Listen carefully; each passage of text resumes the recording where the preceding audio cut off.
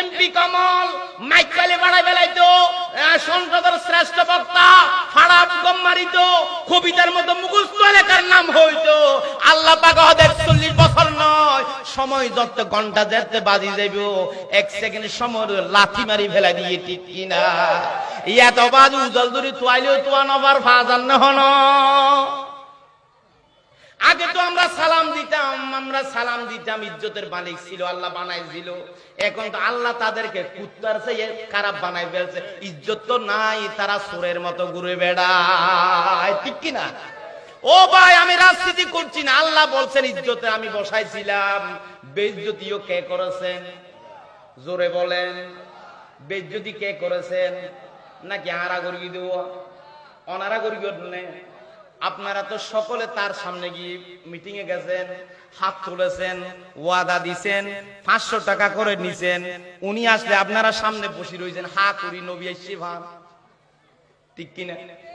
সব রেকর্ড আছে মুসলমান, রেহাই হবে না। খুদার কসম করে বলছি, জেনার যদি বিচার হয়, আওয়ামী লীগের মিটিং এ গেছেন, সেটারও বিচার হবে, ঠিক কিনা?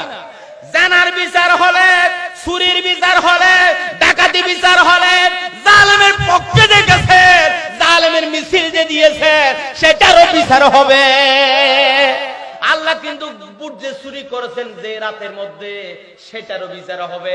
আমি এত কথা বুঝি না, আমি ওয়াদের ধার ধারি না, আগামী বছর দাওয়াত দেনে বলে আমি পরোয়া করি না। জুমসুরির মানুষ বলে যায়, আপনাদের কেন্দ্রের ভিতরে আপনারা যে দুর্নীতি করেছেন, মানুষদেরকে ডেকে এনেছেন, বুট দিতে দেন নাই, শিল মেরেছেন। খোদার কসম, জাহান্নামে যাওয়ার জন্য কবিরা গুনাহ লাগবে না, জানাবে বিচার লাগবে না, সুদ খাওয়া লাগবে না, মদ খাওয়া লাগবে না। আপনি যে গরিবের বুট আপনি বেড়ে দিয়েছেন, ডাইরেক্ট জাহান্নামে যাবেন, ঠিক কিনা? ও ভাই, সময় এসেছে ইসলামের, সময় এসেছে মানবতার সময় এসেছে আন্দোলন করার সময়।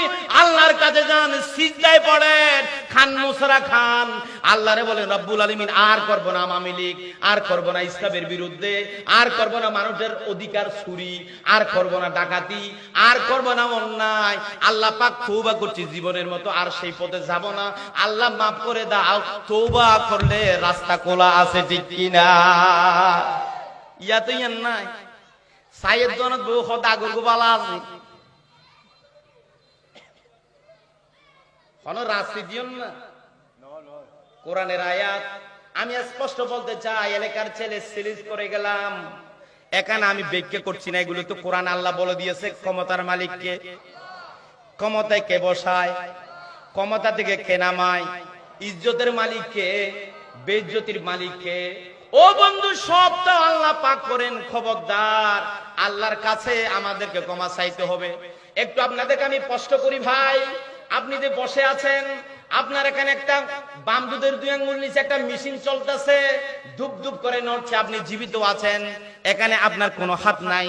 যারা অপারেশন দেখেছেন, আলফুয়াদে যারা গেছেন, মোবাইল যারা ব্যবহার করেন, মানুষকে যখন আইসিইউতে রাখা হয়, ওই মানুষের একটা পাম্পিং করে একটা ফদারার মতো জিনিস এইরকম করে ফুলে আর চিমাই, ঠিক কিনা বলেন ভাই? নিঃশ্বাস যখন থাকে ততক্ষণ এটা ফুলে আর এভাবে করে শুকায় যায়, আর নিঃশ্বাস যদি বন্ধ হয়ে যায় সবকিছু হারিয়ে যায়, ঠিক কিনা বলেন? শরীর ঠান্ডা হয়ে যায়। ও বন্ধু, ও আমার এলাকার বাইরা যারা আমরা পড়বে, একটু চিন্তা করে, আপনার শরীরটা যে আল্লাহ পাক স্টার্ট দিয়েছে, এখানে আপনার কোনো হাত নাই। এখানে যদি কোন একটা জায়গা যদি বলক পড়ে যায়, আল্লাহর হুকুমে এটা ফুলতেছে, আল্লাহর হুকুমে এটা আবার ছিমাচ্ছে, আল্লাহর হুকুমে এটা শরীরের ভিতরে রক্ত চলাচল করছে। রক্ত যদি কোনো জায়গায় চলাচল বন্ধ হয়ে যায়, যন্ত্রণা শুরু হবে।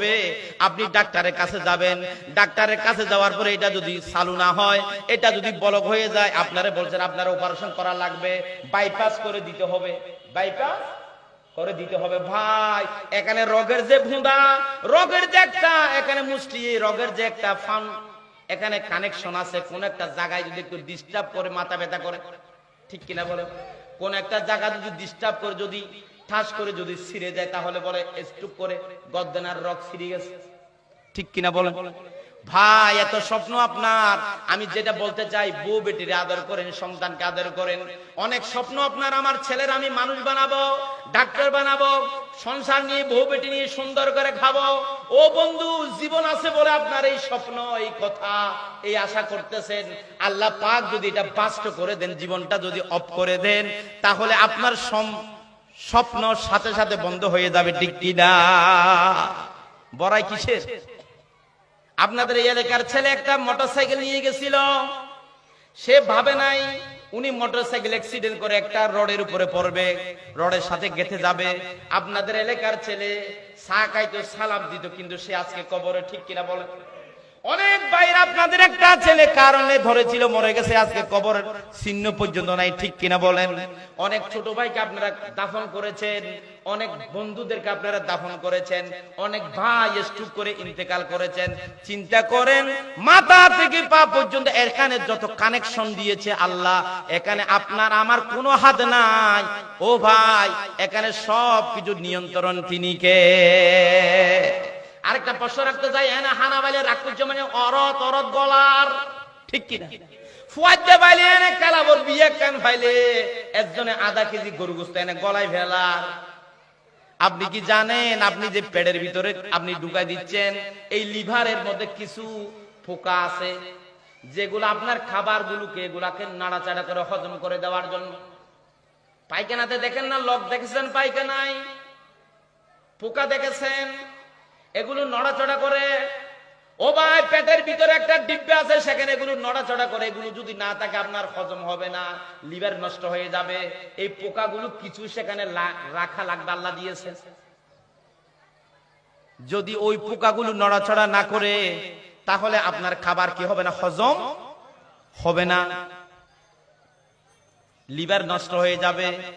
তাহলে বুঝেন, আমি যে খাবার ঢুকাচ্ছি, আমার খাবার গুলোকে সেটিং করে যেখানে দেওয়া দরকার, টাঙ্গিতে যেটা ফেলা দরকার, ভিটামিনের জায়গায় যেটা দেওয়া দরকার, পানির থৈলাতে যেটা দেওয়া দরকার, একারে ক্ষমতা কার? হুকুম কার?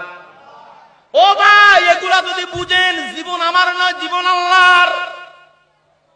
হায়াত আমার নয়, এটা আল্লাহর দেয়া নিয়ামত।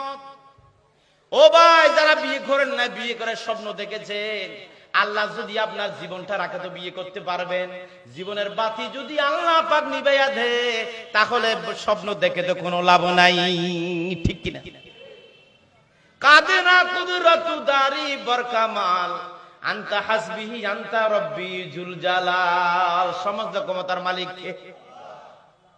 এতক্ষণ ধরে যেটা বুঝালাম, অনেকক্ষণ রাজনীতি কিছু কথা বলেছি, মনে কষ্ট পাবেন, এই জন্য বললাম ভাই, এই জীবনটা আমার না, এটা আমার আল্লাহ আমার নিয়ামত দিয়েছে, এখানে আমার কোনো হাত নাই। আমি আব্দুল জব্বার আল মামুন এখানে ওয়াজ করছি, ঘরে যাব তার কোনো গ্যারান্টি নাই। আল্লাহ কথাগুলো বলাচ্ছেন, আমার এই শরীর স্টার দিয়ে কথাগুলো বলছে, আল্লাহ বলক করে দিয়ে বলার সুযোগ নাই, ঠিক কিনা বলেন? ভাই, ঘুম থেকে উঠেছেন, বিসমিল্লাহি আমুতু ওয়াহিয়া বলে ঘুমিয়ে গেছেন। সকালে যদি ঘুম থেকে না জাগায়, জাগানোর কোনো সুযোগ নাই। তাহলে আল্লাহ পাক আমারে দয়া করেছে, কিন্তু মালিকের পথে আমি চলছি না, ঠিক কিনা? আল্লাহ আমারে দয়া করেছে আল্লাহর পথে চলার জন্য, আমি কিন্তু আল্লাহর পথে চলতেছি। ভাইরা চিন্তা করেন, এই জন্য ক্ষমতার মালিক হলো আল্লাহ, ইজ্জতের মালিক হলো আল্লাহ।